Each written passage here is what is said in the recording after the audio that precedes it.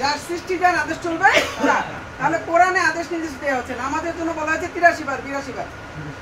আর এই রোজার কথা বলেছে এই 183 থেকে 187 এই চারটা পাঁচটা আয়াতের মধ্যে। আর এই আদেশের কথা বলেছে 500 বার কোরআনের মধ্যে। কতবার আদেশ? আল্লাহর আদেশ 500 বার নিষেধ। এক মিনিট 1000 বার বলা হয়েছে যে এটা করো এটা করো না। তো ওই আদেশগুলোকে বাস্তবায়ন করার জন্য আপনাকে you have to need some power, আপনাকে ক্ষমতা নিতে হবে। এখন আপনার নিজের জন্য না।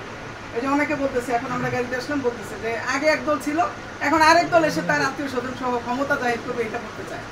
ইসলাম এটা চায় না। ইসলাম কোনটা চায়? ইসলাম চায় যে ক্ষমতা চলবে, এটা কার? আল্লাহর ক্ষমতা চলবে। এখন ধরেন জাস্ট মনে করেন যে এই দোকানটাতে যদি মালিক না চাইতো, জাকির ভাই না চাইতো, আমরা কেউ ঢুকতে পারতাম না। ক্ষমতা লাগে কি লাগে না? লাগে। উনার একজন কর্মচারী বলবো যে আমি আমার জামাত ইসলাম অনেক ভাইদের নিয়ে ইফতার করবো 100 জন, জাকির ভাই বলবো খবরদার জামাতের একটা লোক ঢুকতে পারবে না। কেউ পারবেন? পারবেন না। এই জন্য you have to need some power, ক্ষমতা লাগবে। কোরআনের আন্দোলন করে কোরআনকে যদি আপনি সংবিধানে বসাতে পারেন সংবিধান হিসাবে, সংসদ থেকে কোরআন চললে আপনি নামাজ আদায় করতে পারবেন, রোজাও ঠিকভাবে রাখতে পারবেন, সমস্ত হুকুম আহকাম মানতে পারবেন। আর যদি না চান তাহলে ব্যক্তিগতভাবে কেউ মানতে পারবেন না। এটা চ্যালেঞ্জ এবং প্রমাণিত হয়েছে। করোনার সময় 5 জনের বেশি নামাজ পড়তে আসতে পারেন না, জুমার নামাজ। ঠিক না ঠিক বলেন? কোরআনের একটা কথা বলে আপনাকে গুম করে দেওয়া হয়েছে, বলেছে সরকার বিরুদ্ধে কাজ করা হয়েছে। যার কথা ছাড়া বাংলাদেশ চলতো না, এখন তার কথা বাংলাদেশই চলে। ঠিক না বেটি? তার মানে ক্ষমতা আসলে কার? রাজত্ব কার? আল্লাহ। এই জন্য যার ক্ষমতা যার রাজত্ব তার হুকুম আকামই চলবে। এই হুকুম আকামের কথাই বাংলাদেশ জামাত ইসলাম বলছে আপনাদের কাছে যে আমরা চাই আমরা সবাই মিলে আল্লাহর বিধানটাকে বাস্তবায়ন করবো, আল্লাহর হুকুমগুলোকে মানব সমাজে। আল্লাহ যেগুলো নিষেধ করেছেন এগুলো চলবে না।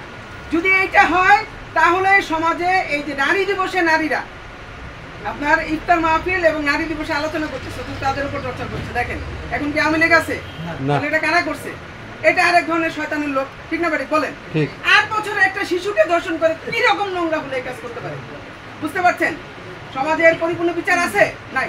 আসলে তো উচিত ধরে মেরে ফেলে তারপরে বিচার শুরু করা উচিত। কিরকম ছিল? তোর কি করে রুচি হয় যে 8 বছরের একটা বাচ্চাকে এরকম ধর্ষণ করে?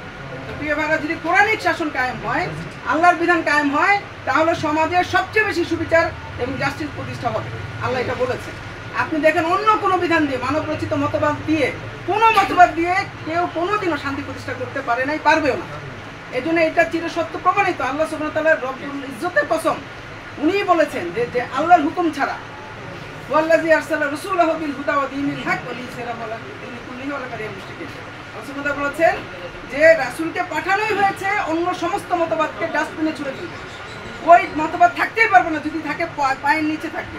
একমাত্র আল্লাহর বিধান, আল্লাহ যেটা বলছেন সেটাই শাশ্বত, সবার জন্য সমান। আর আমি করলে আমার মন মতো করবো, আপনি করলে আপনার মন মতো করবে।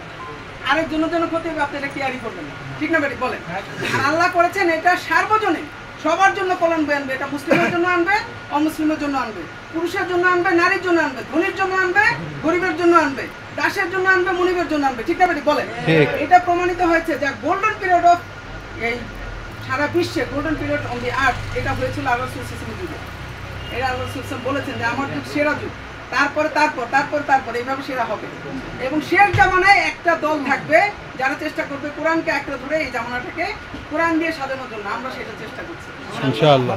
তা আমাদের সাথে আপনারা সবাই একমত আছেন তো? ইনশাআল্লাহ। আপনারা কি বিশ্বাস করেন যে কোরআনিক শাসন বা জামাত ইসলাম যেটা চাচ্ছে কোরআনের শাসন কায়েম করা? আজ পর্যন্ত মানুষে বলে 71 সাল, আমি 71 সাল বাদ দিলাম। একজনকে আমি চ্যালেঞ্জ করছি, ভাই আল্লাহর রাস্তায় মাপ চাই, বিএনপির লিডার। আমি বলছি যে আপনার কাছে আমি চ্যালেঞ্জ করলাম 71-এর পর থেকে এই পর্যন্ত আপনাদের একটা ভালো কাজ দেখান আর জামাতের একটা খারাপ কাজ দেখান, লিস্ট করেন। ঠিক না বেটি বলেন? জামাতে এই পর্যন্ত কোনো ব্যক্তি বিরোধী, দেশ বিরোধী, সমাজ বিরোধী, পরিবার বিরোধী, রাষ্ট্র বিরোধী কোনো কাজ করেছে? করে নাই। সব কিছু করেছে জনগণের কল্যাণে, নিজের স্বার্থ জলাঞ্জলি দিয়ে পকেটের টাকা খরচ করে মানুষের জন্য করেছে। আর এরা কি করে? 50 প্যাকেট আসলে 20 প্যাকেট। এখনো প্রমাণ আছে, আমাকে একজন বলছে যে আকাশ কুমার মোহাম্মদ পাঠিয়েছিল। এখন আমরা এই আন্দোলনের সবাই ইনশাআল্লাহ আন্দোলনের এই আল্লাহর দিন প্রতিষ্ঠার কাজে ফরজ।